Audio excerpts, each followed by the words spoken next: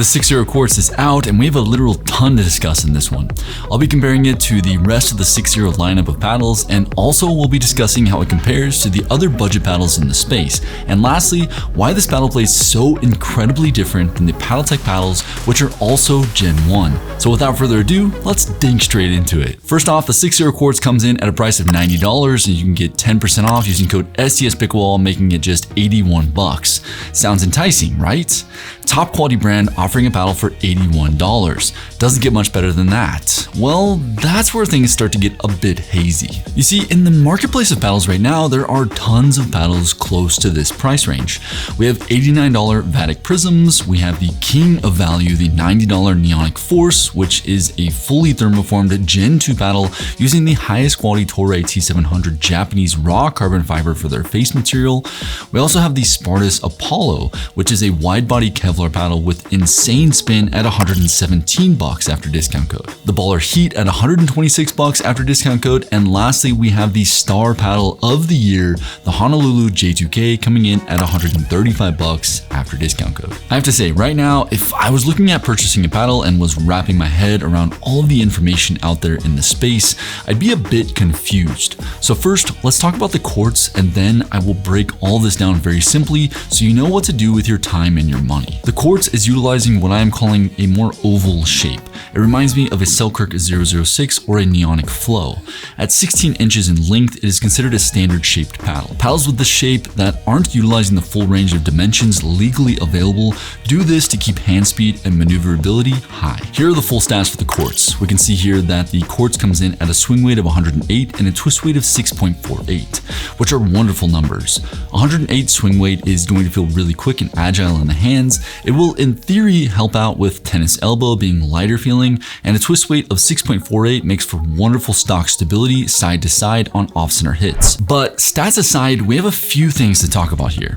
The Quartz being a Gen 1 is a bit jarring off the face. It's plush in the sweet spot, but the sweet spot is really quite tight, and anything outside of that very tight sweet spot is extremely jarring and off-putting feeling off the face, which counteracts the tennis elbow benefits of it being lighter weight, as there are a lot of vibrations that you can feel on off-center hits especially. Quickly, I want to make sure you understand the difference between Gen 1, Gen 1.5, and Gen 2 paddles.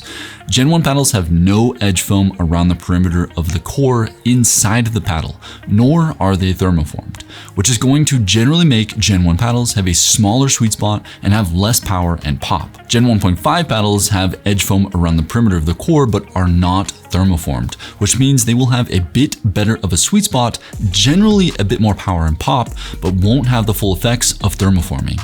Lastly, Gen 2 paddles have edge foam around the perimeter of the core and are also thermoformed, which gives them, generally speaking, the best sweet spot and the most pop and power of all three options. And here's where things start to get really hard to navigate for the average pickleball player. How is the Quartz a Generation 1 paddle and is being sold at $90 versus the Paddletech TKO line or even the Paddletech ALW line, which are being sold for $230 and are also Gen 1 paddles? If I wasn't the reviewer and didn't know all the information I know about paddles and I was just an average player, I would think Paddletech is pulling one over on the marketplace, but they aren't.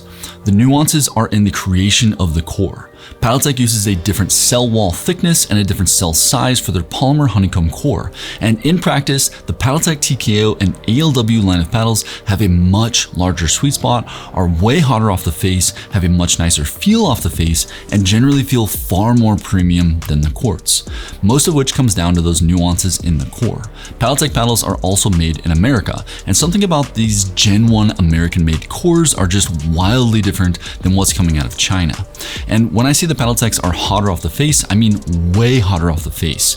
Night and day difference. So not all Gen 1 paddles feel the same, not even close, which is why I gave the Paddletechs such a glowing review even though they are Gen 1. You might be wondering how the Quartz stacks up against the 6-0 Ruby and the 6-0 Double Black Diamond. Well, the Ruby and the Double Black Diamond are both Gen 2 paddles, meaning they are thermoformed unibody design paddles and have all of the current tech built into them. They have much larger sweet spots, more power, more pop, way more vibration dampening effects for tennis elbow, and more spin. Speaking of spin, let's jump into the spin metrics here. I ripped 10 serves and averaged the RPM for the Quartz at 1989 RPM, which isn't bad. Again, especially for the price. But let's compare that to the Ruby at 2291 RPM and the 6-0 double black diamond 16mm at 1977 RPM. We can see here that the spin is a touch higher than the DBD, but far lower than the Ruby.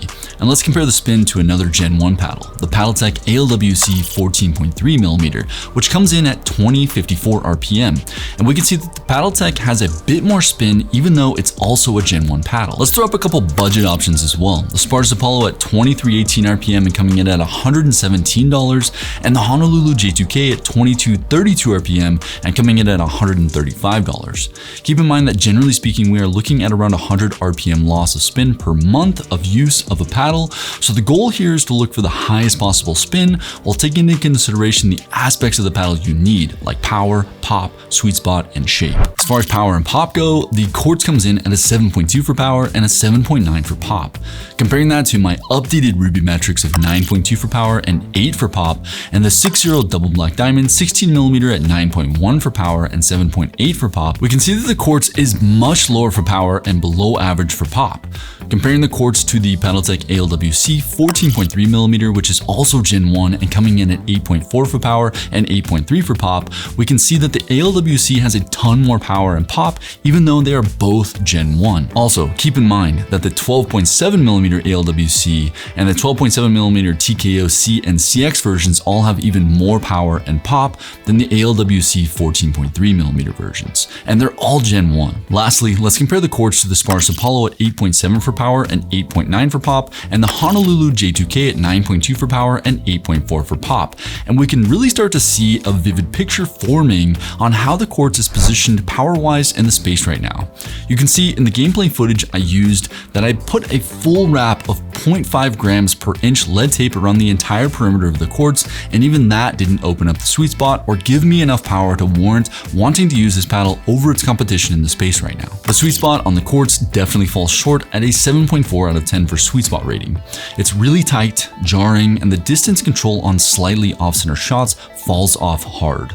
Comparing that to the Ruby at 9.3 and the 6-0 double black diamond 16mm at a 9.1, you can really see the sweet spot gap here. And again, comparing this to the Paddletech ALWC 14.3mm at a 9.1, the Spartus Apollo at a 9.5, and the Honolulu J2K at a 9.3, we can see that the Quartz has an extremely tight sweet spot in comparison to the competition, and I felt this in play. The last category to analyze here is control. If this paddle was categorized, I would say it's definitely a control paddle. But with that super tight sweet spot, it's also not forgiving, so it's hard to really place this paddle overall. But with the utter lack of power, I would say it's a control paddle ultimately. For control, the Quartz comes in at an 8.2.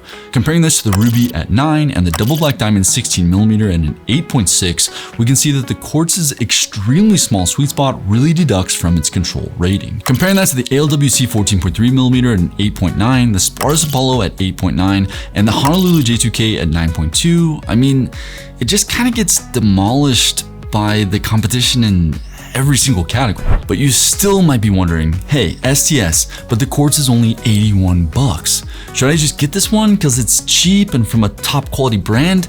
Is it worth it for $81? For me personally, I would rather spend $20 to $40 more and buy a Spartus Apollo or a Honolulu J2K because I know I would be getting a top quality paddle in every category for a great price. If you really want to buy a 6-0 paddle, I would highly recommend the Ruby or the 6-0 double black diamond over the Quartz. And this recommendation goes for beginners as well. I think you want to start with a paddle that is more forgiving and has a larger sweet spot, as it will make the game more fun and far more repeatable. So that's my full breakdown on the Quartz. Click here to see my top 5 paddles of 2024 so far. Subscribe for more videos just like this one, and have a freaking wonderful day. Peace.